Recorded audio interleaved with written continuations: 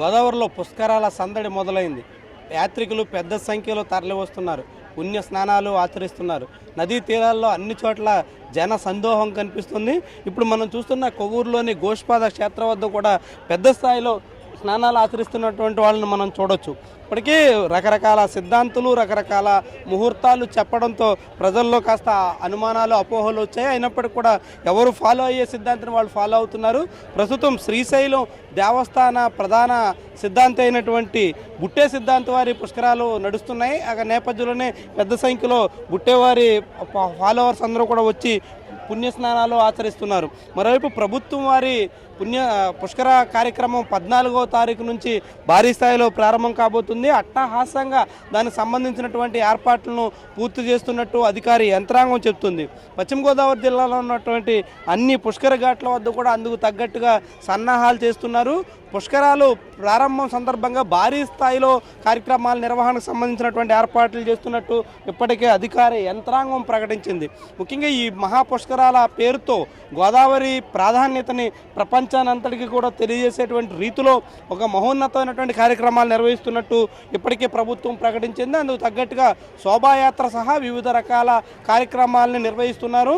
గోదావరికి నిత్యహారతి కార్యక్రమాలను కూడా ఇప్పటికే సాగుతూ ఉన్నాయి. మరొక వినూత్నమైనటువంటి కార్యక్రమాలతో ఈ పుష్కరాల్ని విజయవంతంగా నిర్వహించడానికి ఏర్పాట్లు చేస్తున్నట్టు చెబుతుంది. అయితే స్నానఘాట్ల వద్ద పరిస్థితి కాసింత ఇబ్బందికరంగా కనిపిస్తుంది. స్నానఘాట్ల వద్ద ప్రస్తుతం వందల సంఖ్యలో వేల సంఖ్యలో వస్తున్నటువంటి భక్తులకే స్నానఘాట్లు కిక్కిరిసిపోతున్నటువంటి పరిస్థితి ఉంది. రేపు ప్రభుత్వ వారి పుష్కరాలు ప్రారంభమైన తర్వాత లక్షల సంఖ్యలో ఇక్కడికి యాత్రికులు తరలి వస్తారు. అట్లాంటి పరిస్థితుల్లో ఈ స్నానఘాట్ల వద్ద ఎలాంటి పరిస్థితి ఉంటుందనేటువంటిది అందరిలోనూ కూడా అనుమానాలకి తావిస్తుంది. ముఖ్యంగా పుష్కర ఘాట్ల వద్ద యాత్రికులకు సంబంధించిన అన్ని రకాల ఏర్పాట్లు చేసినట్టు ప్రభుత్వం చెబుతున్నప్పటికీ ఇక్కడ వృద్ధులకు కానీ వికలాంగులకు కానీ అవసరమైనటువంటి ఏర్పాట్లు ఏ కోసానా కనిపించట్లేదు. ముఖ్యంగా వృద్ధులు వికలాంగులు స్నానాలు ఆచరించడానికి గోదావరి నదిలో దిగడానికి అవసరమైనటువంటి ప్రత్యేకమైనటువంటి ర్యాంపులు ఏర్పాటు చేయాల్సినటువంటి అవసరం ఉంది.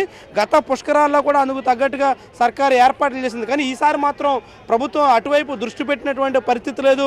అధికార యంత్రాంగం కూడా వృద్ధులకు వికలాంగులకు అవసరమైనటువంటి ఏర్పాట్ల మీద ఏమాత్రం కూడా శ్రద్ధ చూపినటువంటి పరిస్థితి లేదు. దాంతో పుష్కర ఘాట్లలోకి రావడానికి కూడా వికలాంగులు అవస్థలు పడాల్సినటువంటి పరిస్థితి, వృద్ధులైతే మరిన్ని ఇబ్బందులు పడాల్సినటువంటి పరిస్థితి. చిన్నపిల్లలు తీసుకుని స్నానఘాట్లో రావడానికి ఎవరైనా ప్రయత్నం చేస్తే వాళ్ళు అవస్థలు పడేటువంటి పరిస్థితి ప్రస్తుతం మనం ఈ కొద్దిమంది జనాలతోనే మనం చూస్తున్నాం. రేపు భారీ సంఖ్యలో ఇక్కడికి యాత్రికులు వస్తే కనుక ఈ పరిస్థితి మరింత తీవ్రమైనటువంటి ప్రమాదం ఉంది. ఇటువంటి ఇబ్బందులు వచ్చేటువంటి పరిస్థితి ఉంది. ఎవరైనా ఎటువంటి వికలాంగులైనా ఈ రావడానికి కూడా ఇబ్బంది పడేటువంటి పరిస్థితి ఉంది.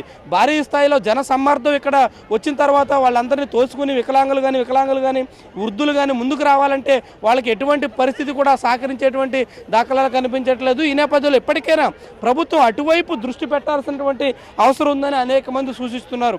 ముఖ్యంగా వికలాంగులకు వృద్ధుల అవసరాలు దృష్టిలో పెట్టుకుని ప్రత్యేకమైనటువంటి ర్యాంపులు ఏర్పాటు చేయాలని అందరూ కూడా కోరుతున్నారు. మొత్తం ఈ స్థాయి భారీ సంఖ్యలోకి వాళ్ళని కూడా పంపిస్తే వాళ్ళు ఇబ్బంది పడేటువంటి పరిస్థితి ఉంది. కాబట్టి అట్లాంటి వారికి ఇబ్బంది కలగకుండా ఉండడం కోసం సౌకర్యాలు ఏర్పాటు చేయాల్సిన అవసరం ఉందని అందరూ కూడా కోరుతున్నారు. ఏమైనా మొత్తంగా పుష్కరాల ఏర్పాట్లకు అన్ని రకాల సౌకర్యాలు ఏర్పాటు చేశామని ప్రభుత్వం చెప్తుంటే అనేక అరకర వసతుల మధ్య ఇక్కడ స్థానికులు స్నానాలు ఆచరించుతున్న పరిస్థితి. రేపు దూర ప్రాంతాల నుంచి వచ్చేటువంటి యాత్రికులు కూడా అవసరమైనటువంటి పరిస్థితిని కల్పించడానికి ప్రత్యేకమైనటువంటి ఏర్పాట్ల మీద ఇప్పటికైనా అధికార యంత్రాంగం దృష్టి పెట్టాల్సినటువంటి అవసరం ఉంది. ఇక పశ్చిమ గోదావరి జిల్లాలో ఒక గోష్పాద క్షేత్రం కొవ్వూరులోనే కాకుండా ఇటు పట్టిసీమ అటు నరసాపురం సిద్ధాంతం అన్ని చోట్ల కూడా ర్యాంపుల్లో ఇదే పరిస్థితి ఉంది. కాబట్టి అందుకు తగ్గట్టుగా ప్రభుత్వ యంత్రాంగం సన్నద్ధం కావాల్సినటువంటి అవసరం ఉంది. అటువంటి ఏర్పాట్ల మీద దృష్టి పెట్టాల్సినటువంటి అవసరం ఉందని స్థానికులు కూడా కోరుతున్నారు. ఇది ప్రస్తుతం పుష్కరాల రేవులో ఉన్నటువంటి పరిస్థితి. కెమెరా పర్సన్ రమేష్తో శంకర్ ఫర్ 10 టీవీ.